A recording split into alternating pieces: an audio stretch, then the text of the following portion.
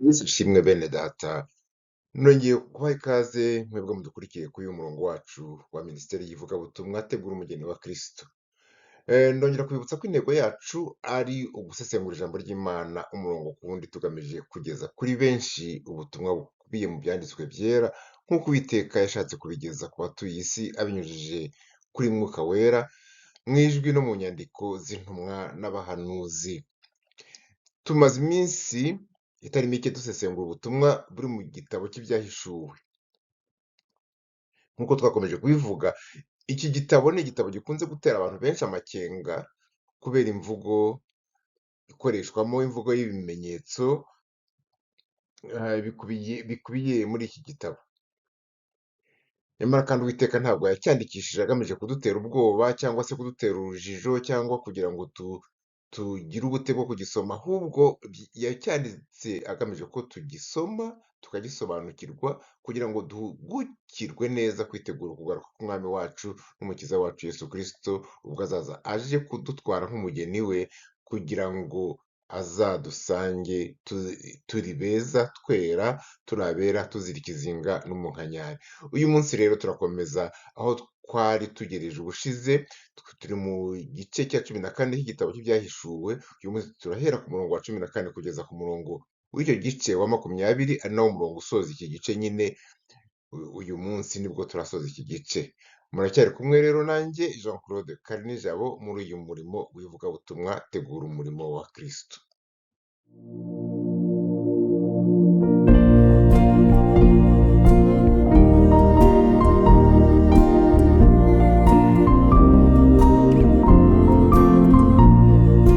Biba mu gitondo imbuto zineza, byubiba ku mama n'ikigoroba, rindira ko zera baze basarure, tuzatunda imiba tunezerewe, tuzanezerwa nidutunda imiba, tuzanezerwa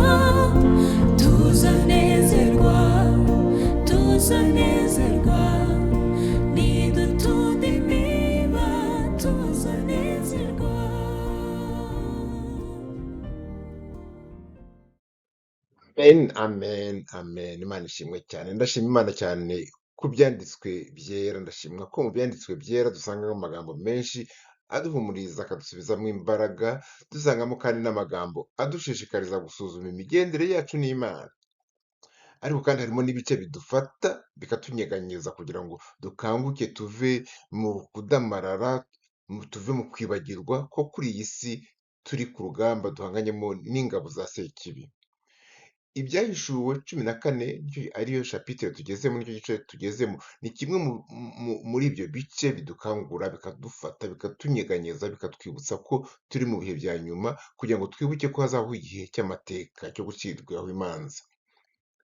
Ntabwo rero ari amagambo yandikiwe kugira ngo atumare amatsiko ku bizaba cyangwa agamije kutumara irungu. Ni amagambo yandikiwe twebwe abizera, amagambo agamije kuduhamiriza ko ubutabera bw'Imana kabone n'aho bwatinda ariko ntaho bwagiye, nubwo muri ibi bihe ubugome n'ubwigomeke bigaragara nk'aho bwanesheje, bukanesha kugira neza, ugasanga abantu benshi baragiye mu bugome, ariko mu gihe gikwiriye ku isaha y'Imana hazabaho umunsi ababi bazaryozwa ibibi bakora, ariko ubu ngubu bakibwira ko Imana itabibona. Kandi rero n'abakiranutsi nabo ubwabo bakazagororerwa ubudahemuka no kwizera Imana kwabo no gukiranukira Imana byabo. Mu iyerekwa rero Yohana yagize, haleluya, mu iyerekwa Yohana intumwa yagize, yahishuriwe ko mbere y'uko Yesu agaruka hazabaho amasarura y'ubwoko bubiri. Ayo masarura niyo tugiye kubona.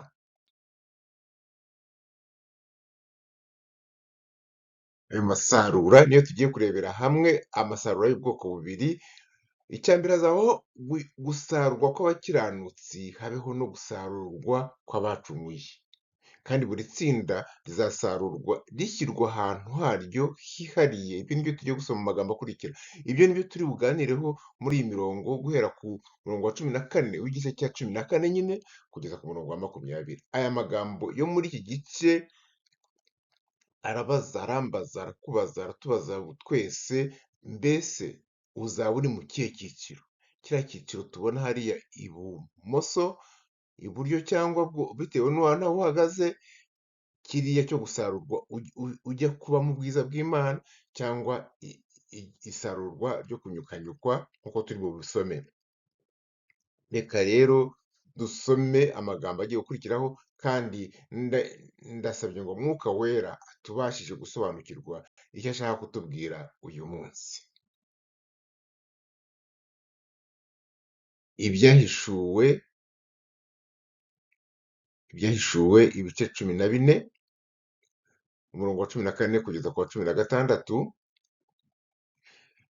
Yohana arakomeza atubwira, kuri ndi yerekwa yongeye kugira nyuma yo kubona umwana w'intama ahagaze ku musozi wa Siyoni ari kumwe na ba bantu 144,000, kandi buri wese mu ruhanga rwe handitseho izina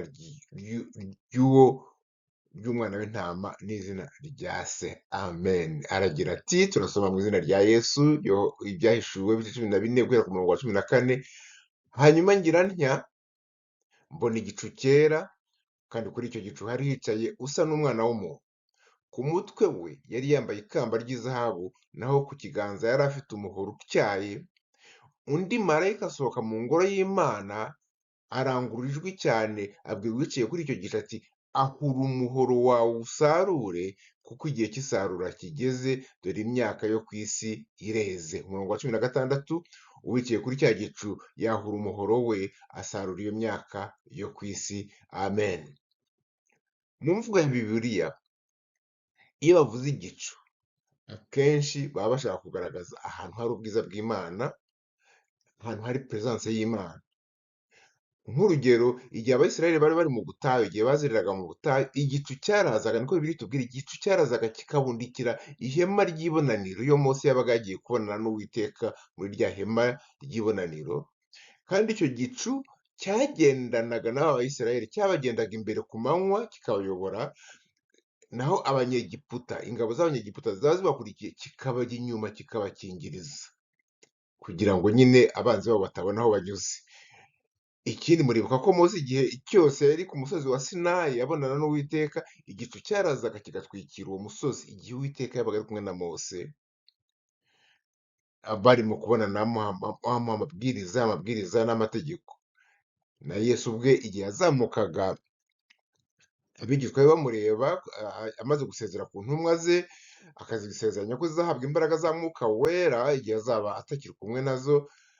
Igihe Mwuka Wera nabamanukira, amaze kuvuga atyo, ijambo ry'Imana mu gitabo cy'Ibyahishuwe haratubwira ati, igihe bakimureba arazamuka, igicu kirabamukingiriza. Igicu cyera rero Yohana yabonye hano, yahabonye usa n'umwana w'umuntu yicayeho, kandi rero hano mu magambo tumaze gusoma ni ikimenyetso cya presence y'Imana, ni ikimenyetso cya presence y'Imana mu cyubahiro cyayo cy'ubumana.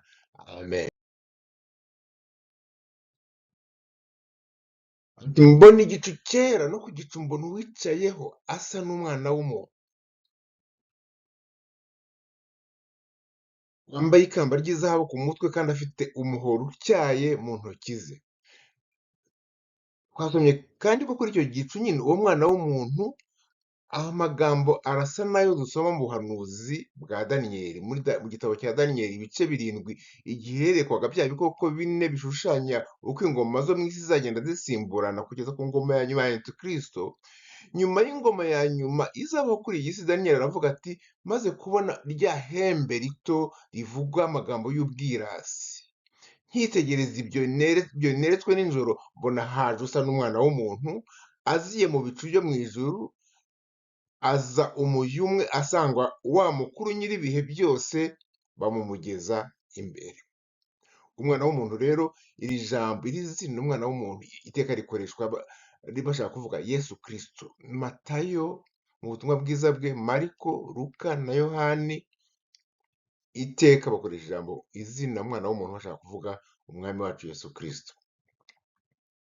Sinabura ariko kubabwira ko hariho abantu bamwe mu bigisha ba Bibiliya bashaka kuvuga ko uyu wari wicaye ku bicu byera ashobora kuba atari Yesu Kristo, ko ashobora kuba wenda ari umumarayika, noneho bakagerageza gutanga impamvu babisobanura bavuga ko icya mbere ikamba yambaye ku mutwe mu rurimi rw'umwimerere rwakoreshejwe ni ikamba ryambarwa n'abantu batsinze mu marushanwa, ntabwo ari ikamba ryambikwa abami, ni ikamba ryitwa Stephanos, niko baryise. Kandi umwami Yesu Kristo azaza yambaye ikamba, we ni umwami wanesheje, ni umwami uganje, agomba kwambara ikamba ryitwa diadem.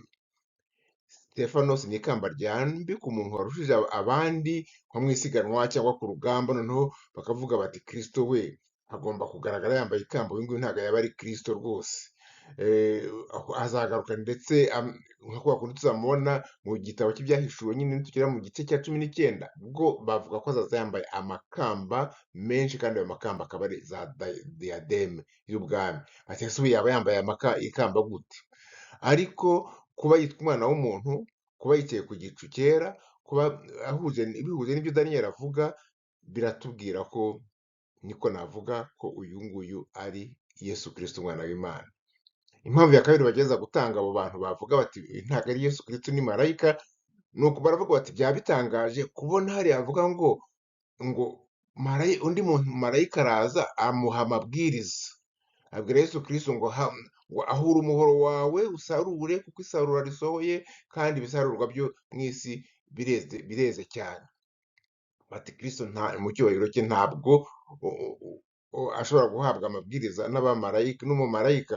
Ariko mu mvugo ya Bibiliya tukunze kubona ahantu cyane cyane ibyo bigakoreshwa nk'icyifuzo cyangwa isengesho. Tujya tubonaho abantu b'Imana bakoresha imvugo isaba Imana, ariko ukaba wagira ngo barimo kwitegeka. Nka Dawidi muri Zaburi hariho habwira ati Uwiteka we burana n'abamburanya, rwana n'abandwanya, n'ingabo nto nini ntuhaguruke kuntabara, kandi ushingure icumu mu ntagara, wimire aba bangenza.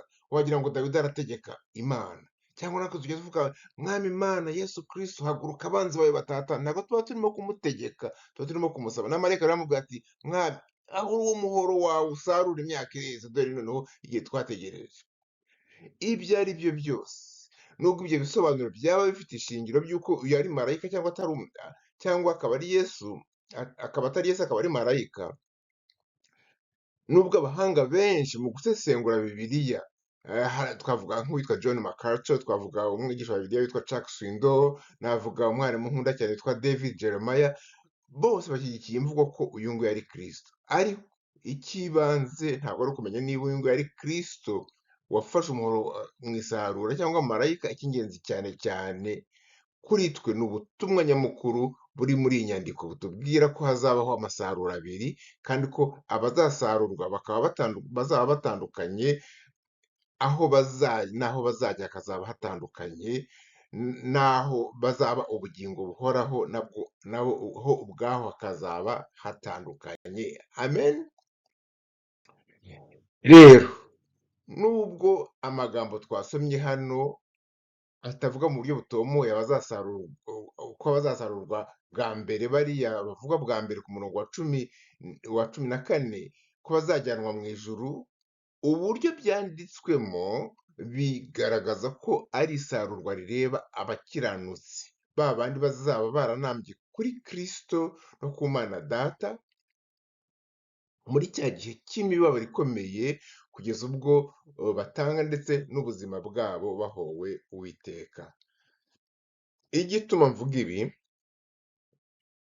mvuga ko isarura rivugwa ku murongo wa 15 na 16 ari isarura ry'abakiranutsi, nuko nta rwengero tuhabona. Isarura rya kabiri turi buze kubona ko hari urwengero abazaba bamaze gusarurwa bazaribatirwamo.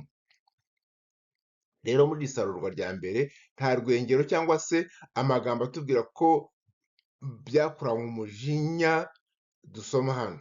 Haranditse gusa ngo nuko uwicaye ku gicu, hano ku murongo wa 16 nk'uko muhabona kuri za screen zanyu, uwicaye ku gicu yahura umuhoro we mu isi, isi irasarurwa. Cyangwa se mu yandi magambo, muri Bibiliya ijambo ry'Imana ngo ni uko uwicaye kuri cya gicu yahura umuhoro we, asarura iyo myaka yo ku isi.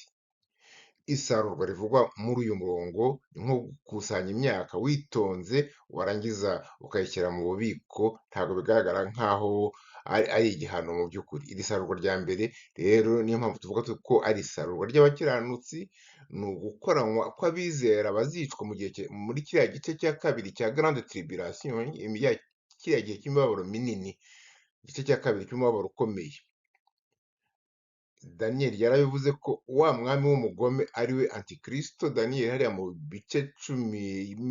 gice cya karindwi aravuga ati uwo mugome azagera igihe azarenganya abera bisumba byose, kandi bizarekerwa mu maboko ye kugeza aho igihe n'ibihe n'igice cy'igihe bizashirira. Abo twari kumwe tugitangira inyigisho, aya magambo ibihe n'igihe n'igice cy'igihe twakomeje kubisobanura ko bisobanura imyaka 3 n'igice bihwanye n'iminsi 1260. Igihe bivuga nyine ibihe bivuga imyaka ibiri, igihe bivuga umwaka umwe, ibihe bivuga imyaka ibiri, n'igice cy'igihe bivuga igice cy'umwaka. Igihe umwaka umwe, ibihe imyaka ibiri, igice cy'igihe igice cy'umwaka, byose hamwe bikaba bibaye imyaka 3. Amen. Nizeye ko ntabatakaje bene data. Iyi mirongo rero ya 15 n'umurongo wa 16 iratwibutsa ko nubwo antikristo ashobora gukoresha inkota kugira ngo avutse ubuzima abazanga kumuyoboka, abamarayika bera bazaba biteguye kubungabunga ubugingo bw'abo ngabo azaba amaze kwivugana, bakabajyana ahera mu ijuru kubana n'Uwiteka, kubana n'umwami wacu ubuziraherezo. Mu gihe ab'isi babona urupfu rw'umukiranutsi wishwe azira guhamya Kristo nk'aho ari ukuneshwa, mu by'ukuri mu ijuru bo babibona nk'igihe cy'isarura. Ibi rero biradusobanurira ko Imana ntabwo ijya yibagirwa ubwoko bwayo, imirimo no kugira neza no gukiranuka kw'abayo, byaba mu bihe byo gutotezwa, byaba mu mibabaro y'ubukene, byaba mu burwayi, haba mu kwicwa bazira guhamya izina ry'Imana. Ntabwo umukiranutsi ajya yibagirana. Gukorera Imana nta gihombo kirimo. Buri mwizera wizera Kristo wese uzicwa muri kiriya gihe cy'imibabaro ikomeye azitabwaho ku giti cye n'abamarayika. Nta n'umwe uzabura, nta n'umwe uzibagirana, nta n'umwe uzumva ko yatereranywe mu gihe cyo gupfa kwe. Amen.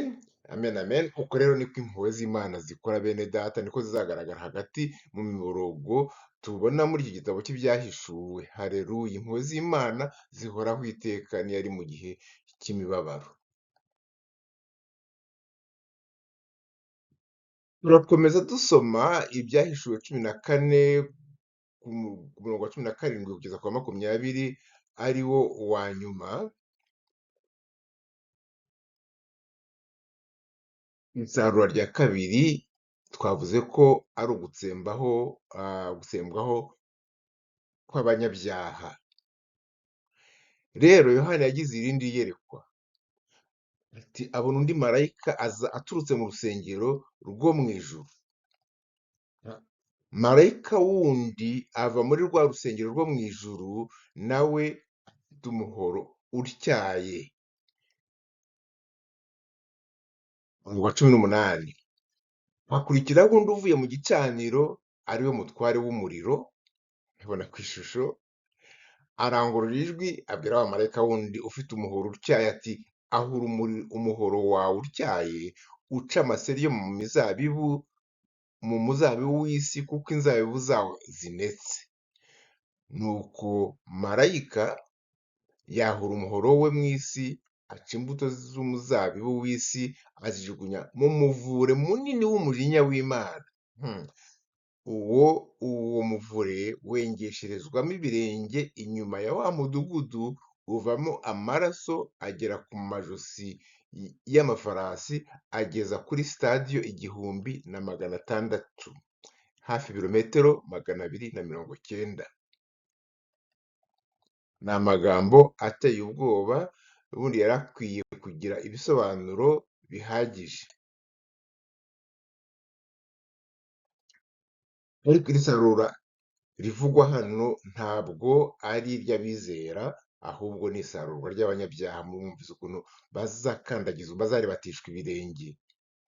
Abanyabyaha bo mu isi, kiriya gihe cya Antikristo, nibwo nabo ubwabo bazicwa, nabo azabica, ariko iyi ngiyi ni nka Armageddon turimo kwerekwa, ku buryo ni nko guhishurirwa, ni nko kubonjwa, kunoshorerwa, guhabwaho umuganura. Ibi ndabivuga kubera impamvu zikurikira. Aho abangaba bamaze gusarurwa muri iri sarurwa rya kabiri, bashyizwe, birumvikana ko ari ahantu h'imibabaro, kubera ko ku murongo wa 19 twasomye ngo nuko marayika yahura umuhoro we mu isi, aca imbuto z'umuzabibu w'isi azijugunya mu muvure munini w'umujinya w'Imana. Kandi ntabwo ari ibyo gusa, noneho bakatubwira ngo uwo muvure wengesherezwamo ibirenge inyuma ya wa mudugudu, uvamwo amaraso. Mwumva ya mizabibu bavuye nk'amaraso, agera ku mikoba yo ku majosi y'ifarasi, ageza kuri stade 1,600. Ibi bintu birasobanutse, aya magambo asobanuye byinshi. Imbuto zasaruwe zashyizwe mu rwengero, mu muvure, ziranyukanyukwa, imitobe yazo iratemba, iruzura, igera ku majosi y'ifarasi. Ni amaraso bavuga hano. Birumvikana ko izo mbuto z'inzabibu zanyukanyutswe ari abantu, naho imitobe nyine ikaba ari amaraso. Ku murongo wa 19 n'uwa 20 hatubwiye ngo nuko marayika yahura umuhoro we mu isi, aca imbuto z'umuzabibu w'isi azijugunya mu muvure munini w'umujinya w'Imana. Uwo muvure rero ngo wengesherezwamo ibirenge inyuma ya wa mudugudu, ni ukuvuga Yerusalemu, uvamo amaraso agera ku majosi y'amafarasi. Kuba guhanwa kw'abanyabyaha byarashyizwe mu ishusho y'imbuto, umwuka wera yabishyize mu ishusho y'imbuto zasaruwe, noneho zijugunywa mu muvure munini w'umujinya w'Imana, maze zijya kwengeshwa ibirenge inyuma ngo ya wa mudugudu. Baravuga wa mudugudu nk'ababwira abantu basanzwe bawuzi, ni Yerusalemu, niwo mudugudu w'Imana. Tugiye kubigarukaho. Aya magambo rero ahishe ubwiru bukomeye. Reka ngire icyo nyavugaho gato. Aha hantu havuga urwengero ruzaba ruri, birumvikana ko ari mu gace kari inyuma y'umurwa Yerusalemu, ari wo murwa witirirwa izina ry'Imana mu isezerano yagiranye na Isirayeli. Ibi kandi birahuza n'uko amategeko n'amabwiriza yo mu isezerano rya kera yateganyaga ko uhawe igihano icyo ari cyo cyose, igihano cyo kwicwa, icyo gihano kigomba kurangirizwa hanze y'umurwa Yerusalemu. Mu rwandiko rw'Abaheburayo, wanditse urwandiko rw'Abaheburayo ibice 13, hari aho atubwira ku murongo wa 12, ibice 13, Abaheburayo ibice 13 ku murongo wa 12, hari aho atubwira ngo nicyo cyatumye na Yesu ababarizwa inyuma y'irembo, kugira ngo yejeshe abantu amaraso ye. Kristo yababarijwe inyuma y'umudugudu Yerusalemu. Murabizi ko yabambwe i Golgota, atari hagati muri Yerusalemu, kugira ngo abe incungu y'abanyabyaha bakiri hagati mu murwa. Ariko abagome bo bazahanirwa inyuma y'umurwa wera, kubera kwanga kwakira agakiza baherewe ubuntu igihe bari bakiri mu murwa. Murabyumva, nabo ni uko bazahanirwa hanze y'umurwa Yerusalemu. Bene data rero, muri aya magambo yo muri igitabo cy'Ibyahishuwe, Mwuka wera aradukebura, agatuma dutuza, tugatekereza, tukibaza uko bizaba bimeze mu minsi izabanziriza kugaruka kwa Kristo. Mwuka wera atwereka iyi misaruro y'ingeri ebyiri. Ishusho iri hano nuyireba ukareba bariya bari mu rwengero uko bazaba bameze, ntibigutere ubwoba, ntiwibaze aho uzaba uri. Ubwo ngubwo nuko nta mutima ahari uraba ufite. Umusaruro umwe wuzuyemo imbabazi n'urukundo, harimo n'umusaruro werekeye guhana no guca imanza. Twabanje kubona ko abazaba baranambye ku Mana bazasarurwa bagashyirwa imbere y'ubwiza bw'Imana mu kanya nk'ako guhumbya, bakaba bari kumwe n'Umwami Imana.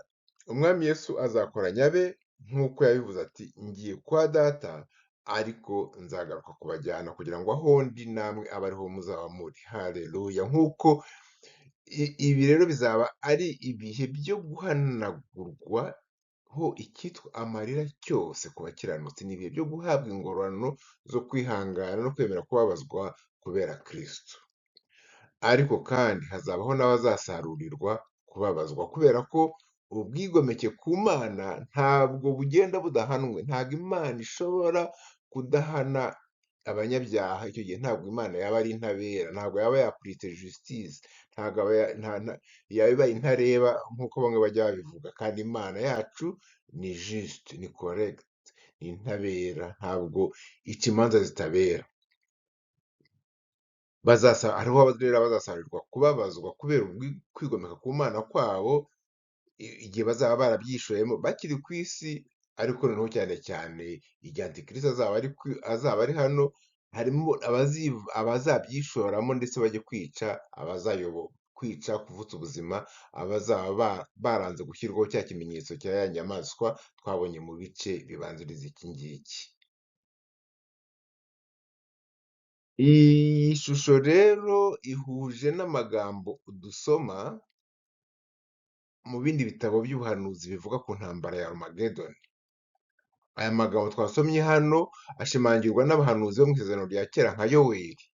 Umuhanuzi Yoweri ibice 4 ku murongo wa 12 na 13 aho avuga ati, abanyamahanga nibahaguruke bazamuke bajye mu gikombe cya Yehoshafati, kuko ariho nzicara nkacira imanza amahanga yo mu mpande zose. Muzane imihoro kuko ibisarurwa byeze, nimuze mwenge kuko umuvure wuzuye n'ibibindi bisendereye, erega ibibi byabo ni byinshi. Na Yesaya arabivuga. Murumva ko aya magambo twasomye hano ahuje n'ayo mu buhanuzi bwa Yoweri. Umuhanuzi Yoweri nawe avuga ugucirwa imanza kw'abanyabyaha. Yesaya nawe ibice 63 aravuga, ni iki gitumye imyenda yawe itukura, imyambaro yawe igasa n'iy'uwengesheje ibirenge mu muvure wengerwamo vino? Murabyumva? Bityo rero ibyahishuwe 14 ntabwo ari inkuru nshyashya, ahubwo birasozera ubuhanuzi bwari bwaravuzwe na mbere n'abahanuzi ba kera cyane. Uru ni urubanza, iki ni igihano cyiza kigaragaza ko Uwiteka n'Imana itsinda kurakara, ariko Uwiteka ageraho akarakara. Mbere yo gusoza rero bene data, iyi mirongo tumaze gusoma iratunoshorera ku ntambara ya Armageddon. Tuzaganiraho birambuye mu bice 19 nitugeraho, kandi tuzageraho Uwiteka azatubashisha. Ariko nitugera mu bice 19 naho tuzabona marayika w'Imana abwira ibisiga byose bigurukira mu kirere ati, nimuze muteranire kurya ibyo kurya byinshi Imana ibagaburira, murya intumbi z'abami n'iz'abatware b'ingabo n'iz'ab'ubushobozi n'iz'amafarasi n'iz'abahekwa nayo n'iz'abantu bose, ab'umudendezo n'ab'imbata, aboroheje n'abakomeye. Ubwo ni rwo rwengero cyangwa umuvure uzaribatirwamo abazaba barigometse ku mwana w'intama w'Imana. Navuge se ngo amen, navuga ngo amen kubera ko bazaba barabikoze kandi baraburiwe. Igice cya 14 rero gisoza kiduha umusogongero ku masarura y'ubwoko bubiri azabaho igihe cy'imperuka. Nk'uko twakomeje kubivuga, hazabaho isarura ryo guhunika ibisarurwa mu bubiko bw'Imana, ryo sarurwa ry'abakiranutsi. Hazabaho n'isarurwa rigamije kujugunya inzabibu mu muvure munini w'umujinya w'Imana. Uwo muvure ukazengesherwamo ibirenge babawe inyuma ya wa mudugudu Yerusalemu, hakazavamo amaraso azagera ku mikoba yo mu majosi y'amafarasi. Isarurwa rya mbere rigeza ibisarurwa muri presence y'Imana, naho isarurwa rya kabiri rirangirira mu muvure munini w'umujinya w'Imana. Ibi ni ibintu bisobanutse. Rero Yohana yeretswe usa n'umwana w'umuntu yicaye ku gicu cyera afite igikoresho cyo gusarura mu ntoki, kuko igihe cy'isarura ry'isi cyari kigeze. Bene data, dushobora kwibaza impamvu Uwiteka atagira icyo akora ku bugome n'urugomo tubona muri ibi bihe, ariko Uwiteka wenyine azi igihe cy'isarura, igihe kizaba kigeze kandi kizagera. Azi igihe ubugome buzaba bwageze kuri wa murongo wa nyirantarengwa, azi igihe azamanurira ibihano by'urubanza. Niba mwene data unteze amatwi muri aka kanya, mwebwe turi kumwe uyu munsi, buri muntu wese azagera aho azabarizwa muri aya masaruro uko ari abiri. Aho uzabarizwa, aho nzabarizwa, ntabwo bizaterwa n'ubwenegihugu cyanjye ko navukiye muri Canada cyangwa muri Amerika cyangwa mu Rwanda cyangwa mu Burusiya no muri Kenya n'ahandi. Ntabwo bizaterwa n'itorero nasengeragamo muri ADEPR, mu Bapantekote, muri Assemblée de Dieu, mu Anglikani, mu Babatiste. Ntabwo bizaturuka kuri za Haleluya na za Amen nateye ndi mu makoraniro. Bizaturuka kuri iki kibazo ngo mbese wigeze ushyira ibyiringiro byawe mu rupfu no kuzuka by'umwana w'intama w'Imana Yesu Kristo? Kuri twebwe bizera Kristo, imirongo ntabwo igamije kuducamo igikuba, ahubwo ije gushimangira ko umukiranutsi ntabwo Imana ijya imutererana, ntabwo ijya imwibagirwa, ntabwo umukiranutsi azigera agererwa kandi mu kebo kamwe n'abigometse ku Mana, kuko uwigometse ku Mana urubanza ruramutegereje. Ijambo ry'Imana riravuga ngo inkota izamurya. Uyu munsi turacyategereje iryo sarura, sinshidikanya ko riri hafi pe. Isarura ntabwo ryari ryabaho, ntabwo urwengero rwari rwashyirwaho inzabibu zo kunyukanyukwa, kubera ko ubuntu bw'Imana buracyariho. Yesu azatuma abamarayika be, niko ijambo ry'Imana ritubwira, gusarura abo mu isi bamugomeye. Yesu uwo nguwo uzatuma abamarayika be gusarura uyu munsi, bene data, niwe uguhamagara niba utarashyira ibyiringiro byawe muri we ngo umusange kugira ngo uzarokoke gushyirwa muri ruriya rwengero, uriya muvure. Yesu araguhamagara uyu munsi kugira ngo utazanyukanyukwa nka ziriya nzabibu zizaba zimaze gusarurwa. Ni ukuvuga abo Kristo azasanga baranze kumushyiramo ibyiringiro byabo, nta kabuza, nta gitangira, nta yindi excuse, ni muri uriya muvure w'umujinya w'Imana. Yesu nawe ubwe yaranyukanyutswe kugira ngo tutazanyukanyukwa. Yasutsweho umujinya kugira ngo abamwizera bazagirirwe imbabazi. Yashyizweho urubanza ari uwera kugira ngo twe tubone ubugingo buhoraho. Ariko igihe kizagera mwene data, igihe kizagera, ndakubwiza ukuri, uriya usa n'umwana w'umuntu, umwami wacu Yesu Kristo, agaragara yicaye ku gicu cyera, azagaragara afite igikoresho cyo gusarura. Mwene data, muri ariya masaruro uko ari abiri, witeguye gusarura ujyanwa muri presence y'Imana, aho umwana w'umuntu, umwana w'Imana Yesu Kristo aboneka yicaye ku gicu mu bwiza bw'Imana, cyangwa se urashaka kuzasarura ujyanwa mu muvure wo kunyukanyukwa? Icyo ni ikibazo kikureba, icyo ni ikibazo ngusabye ngo uzirikaneho uyu munsi, kugira ngo umwana w'intama w'Imana atazaza agasanga utiteguye.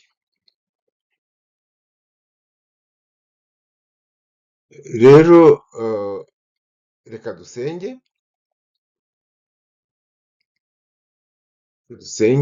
tushimire Imana. Data wera, ndagushimira ijambo ryawe, ndagushimira kuri Imana y'ubutabera, uri Imana itinda kurakara, kandi uri Imana idusezeranya ko umurimo watangiye muri twe uzawusohoza. Ndakwinginze Data mwiza, kugira ngo uyu munsi wongere winjire mu mitima y'abatarakumenya, winjire no mu mitima y'abakumenye. Twese uturondore aho tudatunganye. Uwo ari we wese wo muri twe usanga atiteguye ririya sarurwa rya mbere, wongere umuzane, umwiyegereze Mana. Umucyo wa Kristo umumurikire mu mutima we, umwuka wawe wera amusuze ineza ye, ijwi ryawe ryoroshye rimwongorera. Kandi natwe twakumenye udukomeze ntiducogore, Data mwiza, ntiducogore kugukiranukira, kandi dukomeze tukwihishemo ibihe byose. kuko umwanzi aratwugarije, ntabwo aduha amahoro, ahora arekereje ashaka uwo yaconshomera. Turagushimye Mana kubera urukundo udukunda, turagushimye kubera urukundo wadukundiye mu Mwami wacu Yesu Kristo, tugusenze twizeye ko uri kumwe natwe kandi utwumva kandi ko utazigera udutererana. Icyubahiro cyose kikugarukire mu izina ry'Umwami wacu Yesu Kristo. Amen.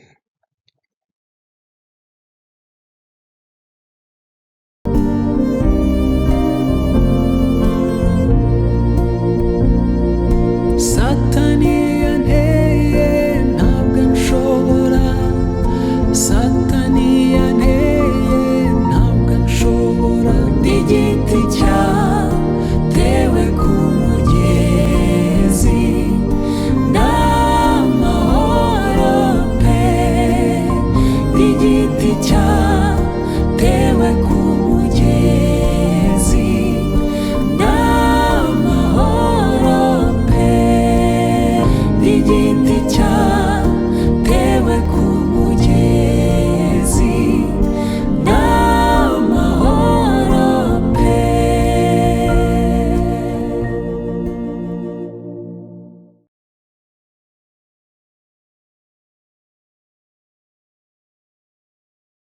Shalom shalom, ubwo naho ubutaha, Imana itugirire neza. Shalom shalom.